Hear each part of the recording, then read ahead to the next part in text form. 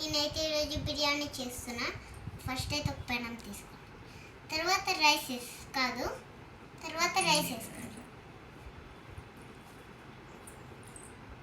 తర్వాత ఆనియన్స్ వేసుకోండి, తర్వాత మిర్చి వేసుకోండి, తర్వాత క్యారెట్ వేసుకోండి, తర్వాత కొత్తిమీర వేసుకోండి,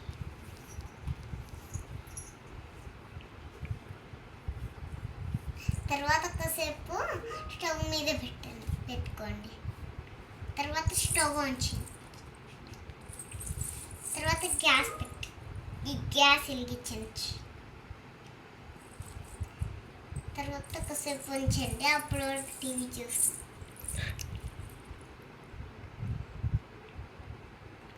అట్లా చికెన్ పీస్ వేయాలి కదా,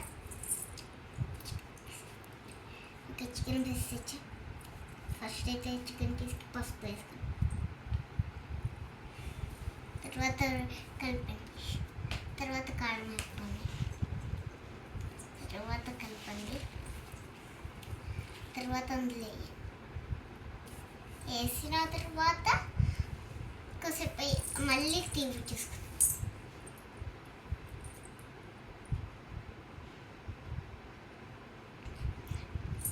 సరే అయిపోయింది.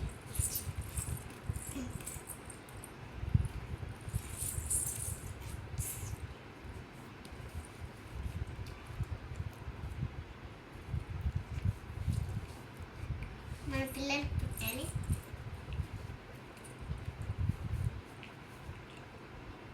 సూపర్ ఉంది గైస్ బిర్యానీ అయితే. మీకు కావాలా బిర్యానీ?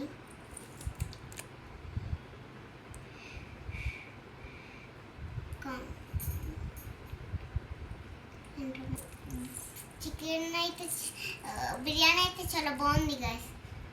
మీరు కూడా చేసుకొని తినండి. చాలా అదిరిపోయింది. చేసుకొని తింటా. ఫస్ట్ రైస్ వేసుకోండి, తర్వాత చికెన్ పీస్ తెచ్చుకొని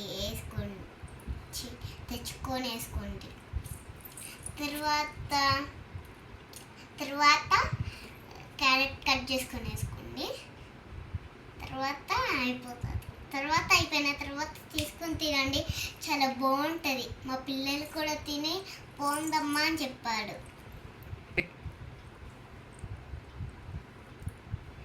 ఇదేంటి మాడిపోయినట్టుంది సౌండ్ అట్లా మాడిపోయిందిరా బాబు. ఇప్పుడు మళ్ళీ చేయాలా? అసలే కింద మాడిపోలేదు.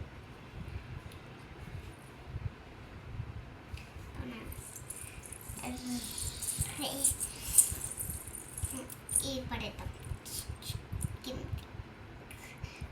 పైన వేసేసుకోండి ఫస్ట్. కూడా పెడతాను. కొత్త మమ్మీ ఎందుకొద్దు? బిర్యానీ చేసదా మాడలేనా? కింద మాడింది, పైన ఏం మాడలే. చూడు బాగుంది మమ్మీ. అది రానంటున్నావే. నువ్వు ఫోన్ ఆపేస్తావు ముందు. బిర్యానీ తిందా. రేపు స్కూల్కి వెళ్ళాలి నువ్వు కదా.